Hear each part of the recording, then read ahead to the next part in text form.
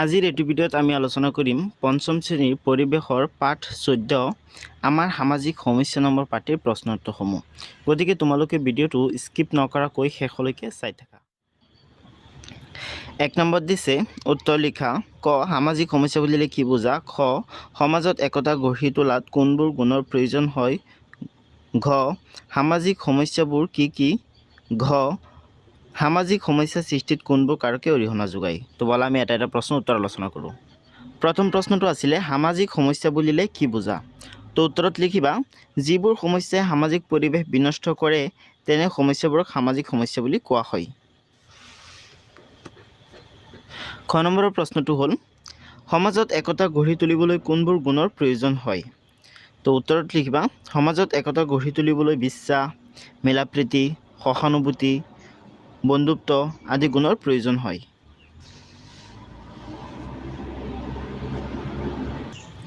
গ নম্বৰৰ প্ৰশ্নটো হ'ল সামাজিক সমস্যাবোৰ কি কি?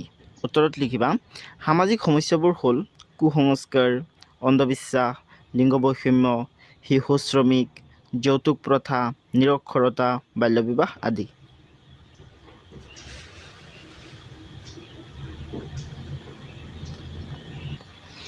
গ নম্বৰত দিছে সামাজিক সমস্যা সৃষ্টিত কোনবোৰ কাৰকে অৰিহণা যোগায়? উত্তৰত লিখিবা দৰিদ্ৰতা, নিৰক্ষৰতা, অন্ধবিশ্বাস, শিশু শ্ৰমিক, মাদক দ্ৰব্যৰ ব্যৱহাৰ, গৰুৱা হিংসা, যৌতুক প্ৰথা, দুৰ্নীতি, যাতায়াতৰ সুব্যৱস্থাৰ অভাৱ, পুৰণিকলীয়া দৃষ্টিভংগী আদি কাৰকসমূহে সামাজিক সমস্যা সৃষ্টিত অৰিহণা যোগায়।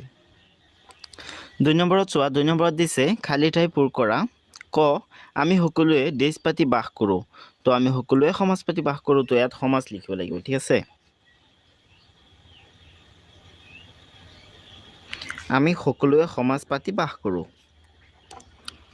খ দেশ হ'ল সমাজৰ এক শ্ৰেণীৰ মানুহৰ ভুল ধাৰণা। তাত লিখিব লাগিব অন্ধবিশ্বাস। অন্ধবিশ্বাস হ'ল সমাজৰ এক শ্ৰেণীৰ মানুহৰ ভুল ধাৰণা। তাত লিখিব লাগিব অন্ধবিশ্বাস।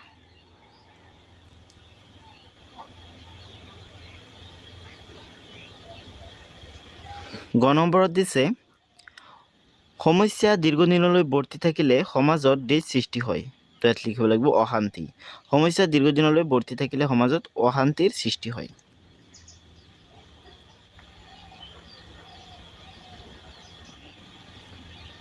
অশান্তিৰ সৃষ্টি হয়।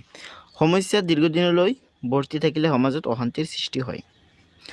ঘ নম্বৰত দিছে ৰাইজৰ সচেতনতা আৰু দেশ নহ'লে কোনো সমস্যা সমাধান নহয়। তো ইয়াত লিখিব লাগিব সহযোগিতা।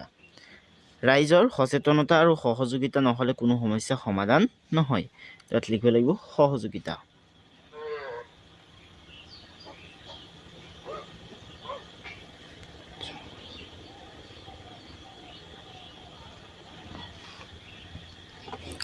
অংগ নম্বৰত দিছে লিখা পঢ়া নজনা লোককে দেশ লোক বোলে। তাত লিখিব লাগিব নিৰক্ষৰ।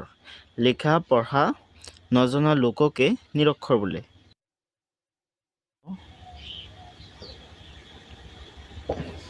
লিখা পঢ়া নজনা লোকক নিৰক্ষৰ লোক বোলে। এতিয়া 3 নম্বৰত চোৱা 3 নম্বৰত দিছে ক অংশৰ লগত খ অংশ মিলোৱা। তো এইটো ক অংশ আৰু এইটো খ অংশ। এইটো অংশৰ সৈতে এইটো অংশ মিলাব লাগে। অন্ধবিশ্বাসৰ কোনো বৈজ্ঞানিক ভিত্তি নাই। তো এইটো বৈজ্ঞানিক ভিত্তি নাইৰ সৈতে মিলিব। পৰিয়ালৰ আৰ্থিক অনাটনৰ বাবে শিশু শ্ৰমিকৰ সৃষ্টি হয়। পৰিয়ালৰ আৰ্থিক অনাটনৰ বাবে শিশু শ্ৰমিকৰ সৃষ্টি হয়। অন্ধবিশ্বাস, লিংগ বৈষম্য, শিশু শ্ৰমিক আদি সামাজিক সমস্যা। তো এইটোৰ সৈতে মিলিব সামাজিক সমস্যাৰ সৈতে। সামাজিক সমস্যা। 4 নম্বৰত চোৱা 4 নম্বৰত দিছে অশুদ্ধ বাক্যবোৰ শুদ্ধকৈ লিখা। তো একেটাৰ ভিতৰত যিকেইটা বাক্য অশুদ্ধ আছে সেই অশুদ্ধ বাক্যকেইটা শুদ্ধকৈ লিখিবলৈ দিছে। তো তোমালোকে বাক্যকেইটা এবাৰ চাই লোৱা। তো 4ৰ কটো হ'ল গাঁও পঞ্চায়ত আৰু বিভিন্ন স্বেচ্ছাসেৱী সংগঠনসমূহে সামাজিক সমস্যাবোৰ সমাধানত সহায় কৰিব পাৰে। তো এইটো এটা শুদ্ধ বাক্য। তো ঠিক আছে, তো এইটো শুদ্ধ বুলি লিখি দিবা। ইয়াত খত চোৱা খত দিছে কুসংস্কাৰৰ পৰা সমাজৰ ক্ষতি হয়। তো এইটো শুদ্ধ, কুসংস্কাৰে সমাজৰ ক্ষতি কৰিব পাৰে। গ নম্বৰটো চোৱা, গ নম্বৰত দিছে লিংগ বৈষম্য হ'ল সমাজৰ এটা সমস্যা। তো এইটো শুদ্ধ, লিংগ বৈষম্য সমাজৰ এটা সমস্যা। তো এইটো শুদ্ধ বুলি লিখি দিবা। এতিয়া গ নম্বৰত চোৱা, গ নম্বৰত দিছে নিৰক্ষৰতাই সমাজৰ পৰা অন্ধবিশ্বাস আৰু কুসংস্কাৰ দূৰ কৰিব পাৰে। তো এইটো এটা অশুদ্ধ বাক্য। তো তোমালোকে প্ৰথমতে অশুদ্ধ বুলি লিখিবা, তাৰপিছত শুদ্ধকৈ বাক্যটো লিখি দিবা। উপযুক্ত শিক্ষাই সমাজৰ পৰা অন্ধবিশ্বাস আৰু কুসংস্কাৰ দূৰ কৰিব পাৰে। 19 নম্বৰত চোৱা, 19 নম্বৰত দিছে টকা পইচাৰ অভাৱ হ'লে ল'ৰা ছোৱালীবোৰক শ্ৰমিক সজাই উপাৰ্জন কৰিবলৈ দিব লাগে। তো এইটো এটা অশুদ্ধ বাক্য। তো এনেদৰে লিখিবা, টকা পইচাৰ অভাৱ হ'লেও ল'ৰা ছোৱালীবোৰক শ্ৰমিক সজাই উপাৰ্জন কৰিবলৈ দিয়া অনুচিত। এতিয়া 5 নম্বৰত চোৱা, 5 নম্বৰত দিছে চমুটোকা লিখা অন্ধবিশ্বাস, কুসংস্কাৰ, যৌতুক। ক অন্ধবিশ্বাস, কোনো বিষয়ে ভালদৰে পৰীক্ষা নকৰাকৈ আৰু চালি জাৰি নোলোৱাকৈয়ে সঁচা বুলি বিশ্বাস কৰি লোৱাকে অন্ধবিশ্বাস বুলি কোৱা হয়। উদাহৰণস্বৰূপে ভূত বিশ্বাস, ডাইনী বিশ্বাস আদি।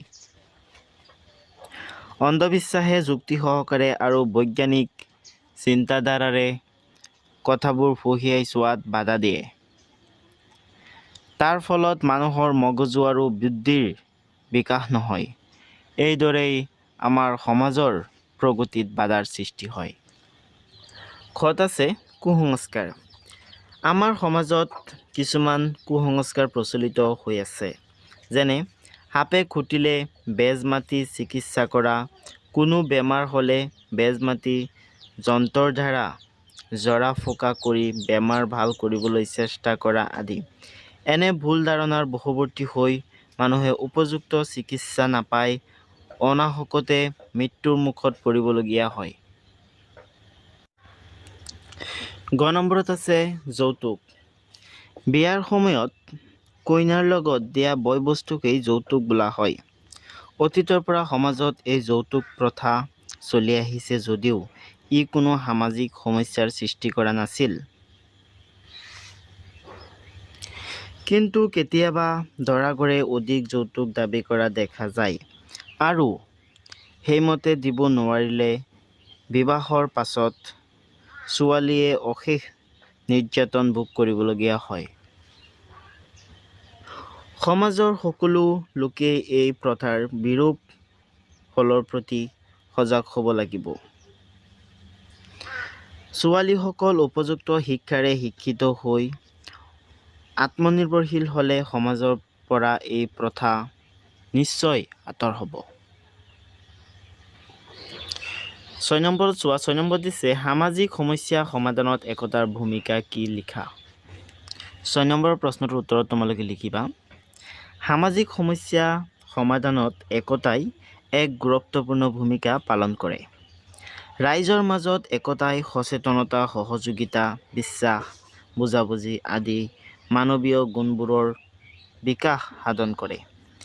এই মানৱীয় গুণবোৰে সামাজিক সমস্যা সৃষ্টিকাৰী কাৰকসমূহক বাধা দিব পাৰে। একতাই উচ্চ নীচ, ধনী দুখীয়াৰ ভেদাভেদ নাৰাখে আৰু এখন সুন্দৰ সমাজ গঢ়ি তুলিব পাৰে।